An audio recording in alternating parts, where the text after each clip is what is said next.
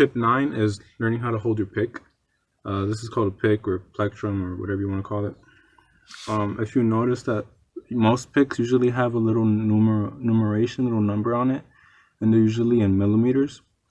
This pick is 0.88. That's pretty thick and pretty it's not very flexible. I only recommend these if you're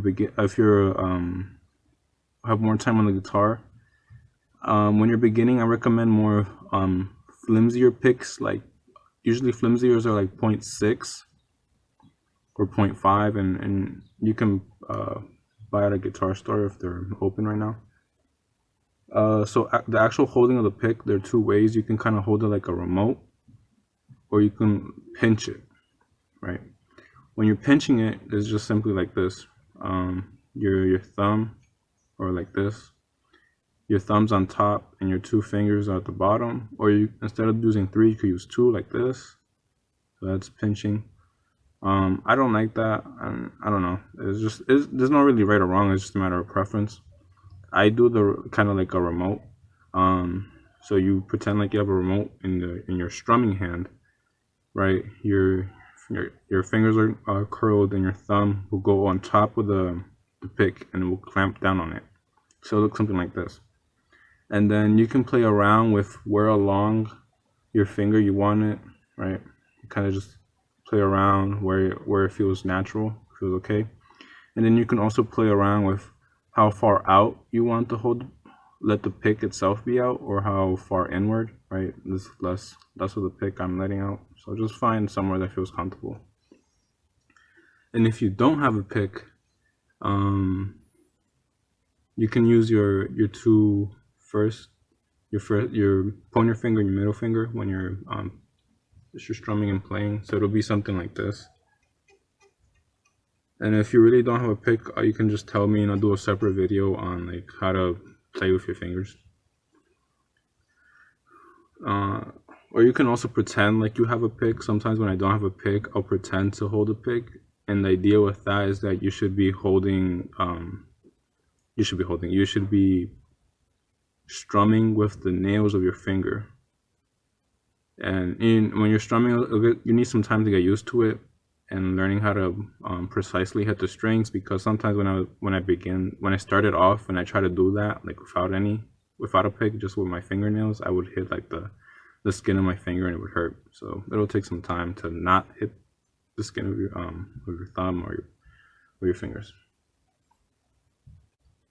Posture. Tip 10 is just posture. When you're playing sitting down, please don't put your elbow on your thighs, right? Because that'll be bad for your posture, because lean forward. And also, it's very important when you're playing to have your fretting hand, your fretting arm, to be free. When you're playing, the arm that's going to be holding the guitar towards your body from falling away is your strumming. So you should have your arm kind of just over your guitar, holding it against your body, and your left hand or your fretting hand should be free to be able to move around. And if you have it against your thigh, you won't have the freedom, and you also won't inhibit your elbow, and you'll inhibit your wrist, and that'll just make it harder. Tip 11 is ideally you want consistency rather than long periods of practice. What do I mean by that? Ideally you want to try to play like 10 minutes. Set something reasonable. You don't have to go 40 minutes every day. Do 5-10 minutes every day.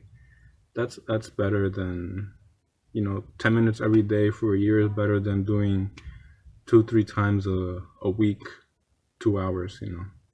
At the end you'll add up playing, having more time feeling the guitar, playing around with it, right? So play to a minimum daily, set a reasonable amount of time. So those were all tips specifically on just how to play and how to interact with the guitar. The next tips are just things to keep in mind.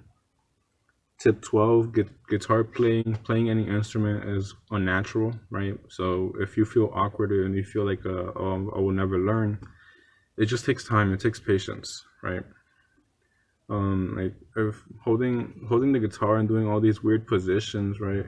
These aren't like natural things you'll see your hands doing on a daily basis. These are strange positions, and also you'll realize that your hands are kind of weak.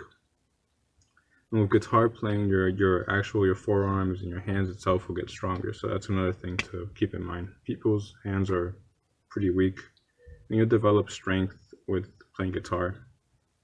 Tip 13 would be to practice. No one is born gifted. If you don't practice, of course, you won't get better. Tip 14 is your hands are not too small or too big. I mean, I'm sure I can find a YouTube video on the smallest kid of 5-year-old playing guitar. And I could find the oldest person, or not oldest person, but someone with big hands playing guitar. If hand size is really a problem, it's just a matter of finding a size guitar that's adequate for you. But in reality, it shouldn't be a big issue with your hand. It goes back to tip 12. Tip 12 is guitar playing is unnatural. It's gonna feel weird when you're playing, okay? Because you're not used to this, you don't know how to do this. So don't use your hands are too small or too big as an excuse not to learn or unable to learn. Tip 15 is you're not too old to start playing an instrument. Even though I made this video for your daughter, it's also for you, Hermana Carla. It's never too late to learn an instrument, and it'd actually be interesting if you pick up to play an instrument with your daughter, and maybe ideally guitar. And that'd be a pretty cool way for you guys to bond, but that's up to you. Tip 16, very important. If you feel discomfort, if you feel pain in your fingers, in the tips of your fingers, and your fingers themselves, the palms, the wrist, your forearm, something doesn't feel okay, take a rest. Don't strain your arm, don't strain your hand. Rest is very important. I know I said play a minimum every day, but if something feels uncomfortable, that's your body telling you that something, you should, hey, stop, let me rest, and just let it rest. And usually it's the fretting hand that usually gets tired or starts to cramp or gets hurts. But you can always still practice with your strumming, and the following videos I'll show you some strumming exercises, and you can, when eventually your fingertips will actually really hurt a lot, and it takes time to build up calluses. So there will come a point that you're practicing and you won't be able to play because your fingertips are just so sore. So you'll just have to just practice strumming, and that's fine.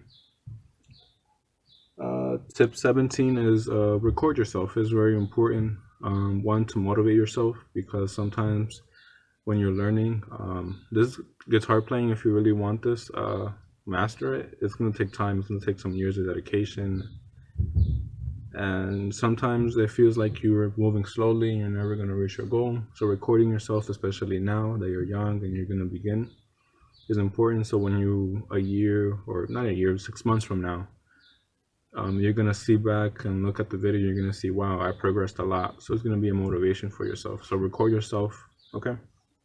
So that's the end of the tips.